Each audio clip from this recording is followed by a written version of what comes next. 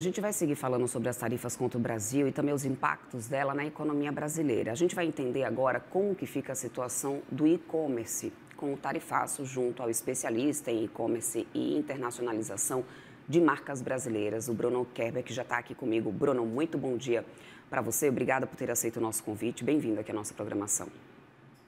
Obrigado, Débora. É um prazer estar aqui com vocês hoje de manhã.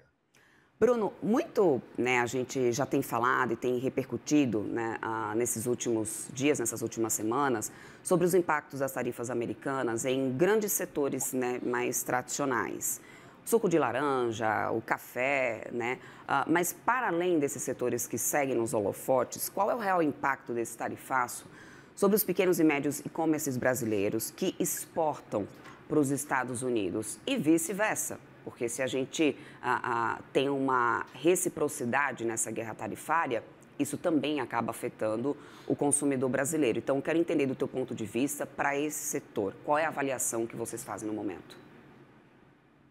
Oi, Débora. Essa avaliação ela vai muito além, é uma decisão mais política eleitoral americana, né? Mas ela afeta diretamente a nossa economia real, né? Porque a gente se fala muito hoje, somos mais de 3.600 empresas vendendo para o mercado americano, quando a gente está falando no mundo do e-commerce, principalmente de produtos acabados, né? O que a gente não tem falado muito aqui hoje, porque o Brasil se posicionou muito mais como commodity do que produto acabado, né? Mas quando a gente olha para o pequeno empreendedor que está se posicionando sua marca nos Estados Unidos, é um ponto realmente muito relevante para a gente ficar, para a gente entender que esse momento é um momento de tentar diversificar, né? Entender que realmente os Estados Unidos está impondo barreiras mais políticas do que econômica, né? E a gente tem que se posicionar de fato para expor nosso produto em diversificar o mercado global, né? Se as marcas, as pequenas marcas entenderam que o mercado americano é muito tem um alto consumo, né? Então a gente se posicionou muito no e-commerce por estar vendendo bastante no mercado digital, mas a gente tem que entender que esse é o momento de olhar para fora dos Estados Unidos e diversificar também de uma maneira mais estratégica, Débora. Uhum. Vocês E conseguem... olhando aqui para Por favor, Desculpa, e pode olhando aqui continuar. para dentro do Brasil, né, a gente sabe que o brasileiro também importa bastante, né? Tem uma diferença que a gente consome muito produto americano. Então, acho que também o governo americano tem que olhar para esse momento, porque o brasileiro adora, né? A gente compra, a gente consome muito produto americano. E se essa tarifa for recíproca, acho que o governo americano também tende a repensar um pouquinho nesse momento, né? Dessa super tarifa, né?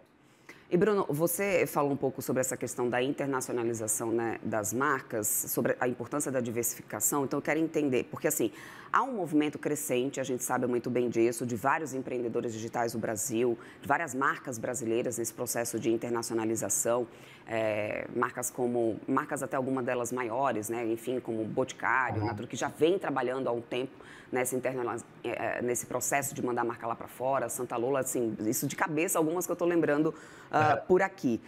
Esse ambiente dessas tarifas compromete esse processo de internacionalização das marcas brasileiras? De que forma é esse comprometimento, né? Ou seja, você fala sobre a importância da diversificação, tá? Mas como compromete? Por que compromete? Bom ponto. A gente está estudando bastante esse ponto, esse momento da tarifa, mas no meu ponto de vista compromete as margens, né? Porque se a gente entender que vai ficar 50% mais caro, obviamente que mesmo com a tarifa, com a tarifa cambial divergente, essas margens vão ficar mais apertadas. E o produto brasileiro, ele tem um apelo interessante, como você falou, algumas marcas já se posicionaram bem lá fora, mas se a gente começar a se distanciar muito os preços, né, obviamente que o público americano vai parar de comprar produto brasileiro, né?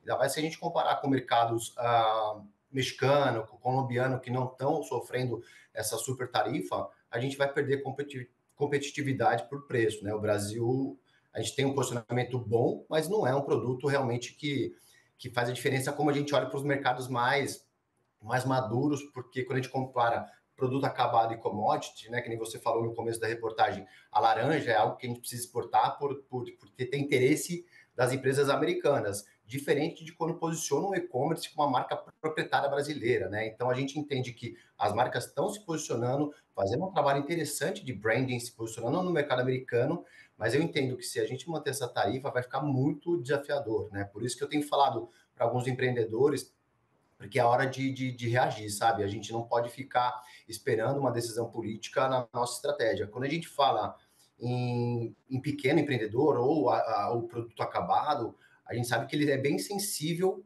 a grandes mudanças que acontecem no mercado. Diferente de grandes empresas, como de grandes setores, desculpa, que são, por exemplo, café, aço, que ele consegue fazer uma manobra comercial e consegue se reposicionar no mercado. Quando a gente está falando de uma marca vendendo no online, a gente sabe que isso é bem sensível para o pequeno empreendedor ali. Então, a gente tem falado bastante dele começar a olhar de uma maneira estratégica e de se unir a novos mercados, de uma expansão de mercado. Então, assim, no meu ponto de vista, a gente tem que olhar, sim, para o mercado americano, mas é um momento também de entender que a gente consegue olhar para novos mercados, principalmente Europa. Eu gosto bastante da Europa porque ela tem um apelo, por exemplo, para produtos brasileiros super interessantes, quando a gente fala principalmente mais como valor agregado, de produtos naturais, né, produtos que têm um apelo interessante, do que só começar a ficar olhando para o mercado americano, entendendo que isso é um problema no dia a dia. Uhum.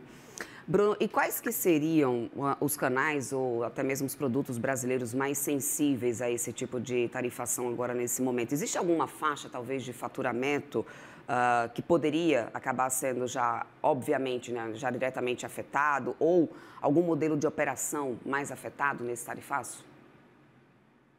Olha, Débora, eu entendo que todos os produtos com essa tarifa, né, se a gente manter essa tarifa até agora, daqui a alguns dias, eu acho que todos os produtos vão sofrer, porque as margens, a gente não está falando de 10, 15%, né? Obviamente que, pô, se a gente falar de aviões, né, que nem já foi comentado, né, 50% de um avião é muito dinheiro, mas eu acho que as margens do empreendedor, quando a gente está falando de produto acabado, elas são apertadas. A gente está falando de varejo, no fim, né? As margens do varejo, a gente sabe que realmente são margens um pouco mais achatadas. Diferente de produtos commodities, que a gente tem, aí, imagino eu, uma margem um pouco mais diferenciada. E quando a gente pensa num produto commodity, a gente está falando do valor agregado um pouco menor, e 50% de um valor um pouco menor, eu acredito que as marcas, por exemplo, americanas, elas conseguem consumir produtos brasileiros, transformar num produto acabado e colocar isso nessa cadeia de produção de uma maneira um pouco mais menos perceptível para o consumidor final americano. Mas quando a gente está falando do e-commerce, que são produtos acabados, são produtos que vão direto daqui da produção do Brasil na mesa do americano, a gente está falando que 50%, para mim, de fato, vai apertar e vai ficar insustentável esse mercado. Então, assim, é um momento realmente muito preocupante. Uhum.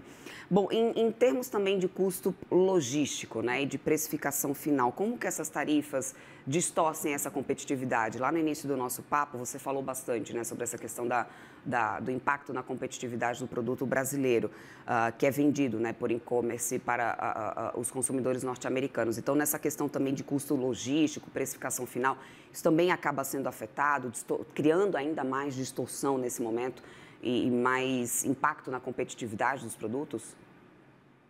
Claro, porque, imagina, é uma cadeia de empilhamento de custos, né? Então, o frete para os Estados Unidos, quando a gente fala, não é um frete barato, porque a gente sabe que tem que mandar produto, enfim, através por avião ou por por navio, mas a gente sabe que quando chega lá, antigamente a gente tinha uma tarifa muito mais interessante. Quando a gente começa a olhar para frete, começa a olhar para tarifas, para taxas de importação, começa a olhar para o próprio imposto que é pago lá na ponta, e ainda tem as tarifas aqui do Brasil, a gente começa a olhar na última linha, de fato, ela vai ficar muito espremida. Então, eu entendo que, de fato, a gente vai perder muita competitividade, viu, Débora?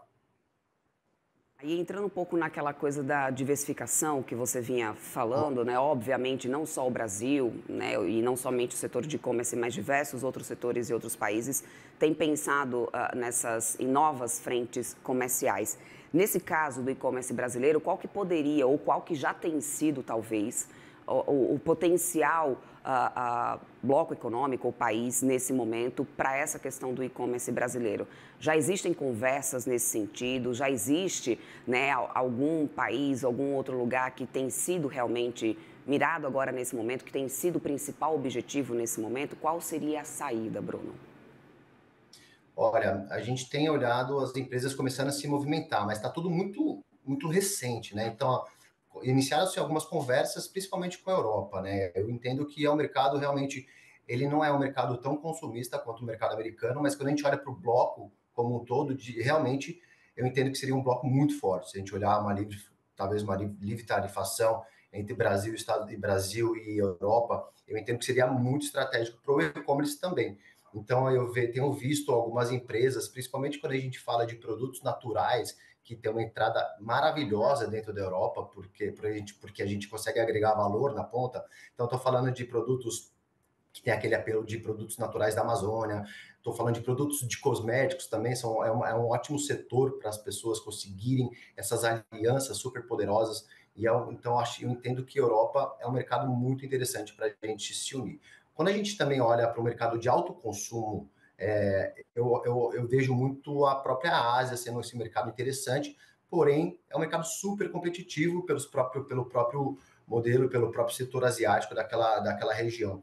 Mas eu olharia, e tenho falado para as pessoas começarem a olhar para a Ásia como um possível parceiro, né? E quando a gente junta a nossa real economia com a política, eu acho que elas andam em paralelo, e a gente precisa ver o que também o governo tem incentivado como alianças, né? Então a gente tem visto o Brasil ficando mais próximo de algumas alianças, e eu acho que o empresário brasileiro, quando pensa nessa globalização da sua marca, tem que entender também quais movimentos que o governo está fazendo para a gente conseguir, de fato, aproveitar e conseguir construir uma aliança também poderosa para o empreendedor brasileiro.